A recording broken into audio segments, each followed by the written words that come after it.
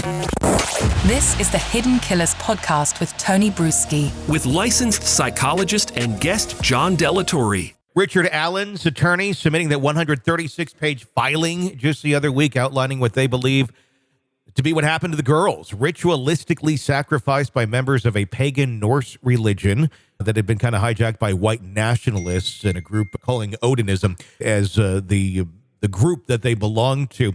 They've levied these accusations against some of the detectives in the case, as well as prison guards and such. It's quite a story, but it's a 136-page document that has a lot of receipts to it. What's your thoughts on this filing in this case? I think part of it is, especially at 136 pages, there's a lot that suggests that they're just trying to overwhelm the opposing side with paperwork. As for Odinism and stuff, I don't know. Number one, I have a hard time believing that if a ritualistic sacrifice was actually done, I'd have a hard time believing that we're only finding out about this now, right? It's very rare for an investigation to have zero leaks. So if something like that had happened, you would think that we would be hearing about this as an audience a lot earlier. And I know, I heard that FBI behavioral analysis unit took a look at it and suggested the same kind of thing. I haven't seen these pictures, so I don't know what it is what they saw. But if that was true, then why were the police so focused on this guy who has no known connection to any of this stuff? So I'm waiting for the court process to unfold so that we can see some of this evidence, because as of right now, I'm not entirely convinced that's really what happened. Because that seems to be the argument in the filing itself from the defense is, look, why didn't you pay attention to all of these leads? They were right here in front of you, even going and pointing out an individual whose name we're not going to say on the air, but someone in this who they say, look at his Facebook page. It has eerily images here that mimic the crime scene and some of the ruins, if you will, or the stick formations that have meaning to them, the symbols that were found allegedly near some of the bodies. That's their whole point, is why haven't you looked at any of these things? I guess that would be the valid question, but we're talking, this is not a crime that just happened earlier this year. This is going all the way back to 2017. So you raise a very good point. Why are we just hearing about it now?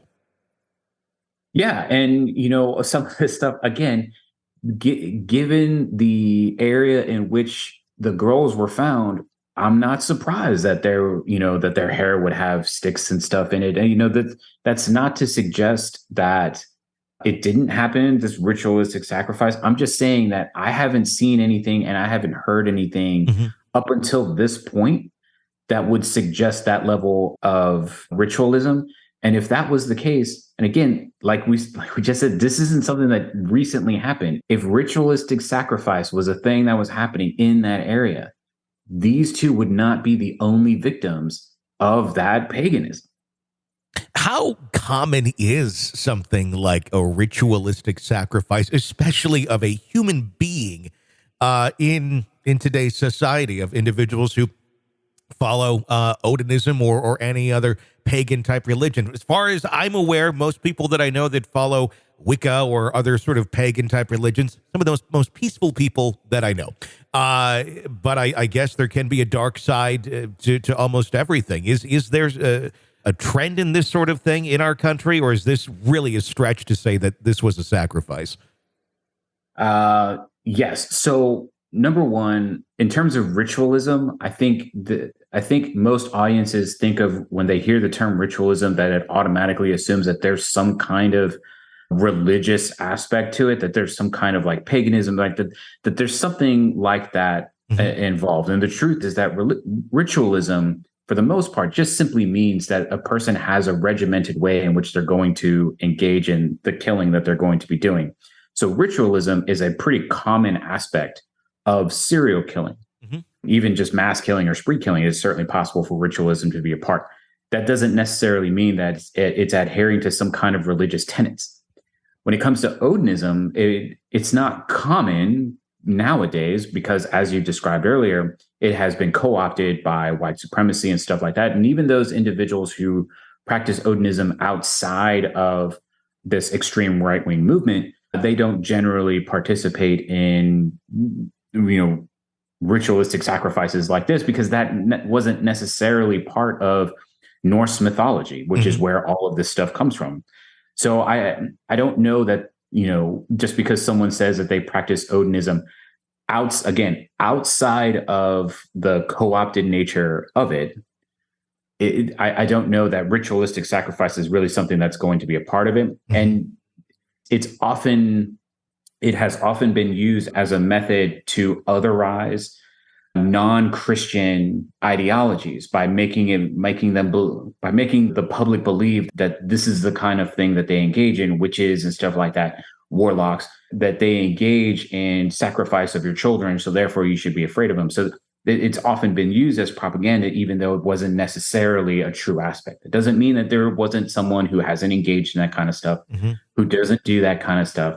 I'm just saying that overall, people commit crimes, and not necessarily religions commit crimes. Sure. And people who would commit a crime like this, and we're talking about ritualistic killing, I think what we have in our minds a lot of times is the stereotypical, they're wearing some sort of cloak or hooded garment, and there's fire and there's an altar and this or that. If someone were to engage in something like this as a sacrificial killing, is that what individuals who follow extreme religions or beliefs engage in like that? Or can it be simple as, they stabbed them right there and they died in the woods and then they put some sticks on them or something? Does it always involve some sort of ceremonial type aspect of it? Yeah, there will be some ceremony, there will be some pomp and circumstance, but that doesn't mean that they're in a black cloak and that there's an altar made out of the bones of a deer or some nonsense like that. No, there is some because for the individual to commit the murder, they have to believe that the murder is justified and whatever delusional belief that they have inside of them. So they have to believe that what they're doing is the right thing to do. And so by making it a procedure, by having all of this ceremony attached to it, it makes it so that the killing is something higher than them being human. So there will be something, but there's not necessarily that they're being dragged to a dungeon and it's all set up. And this isn't a movie. This isn't the first season of True Detective, right? It's not going to see something like that.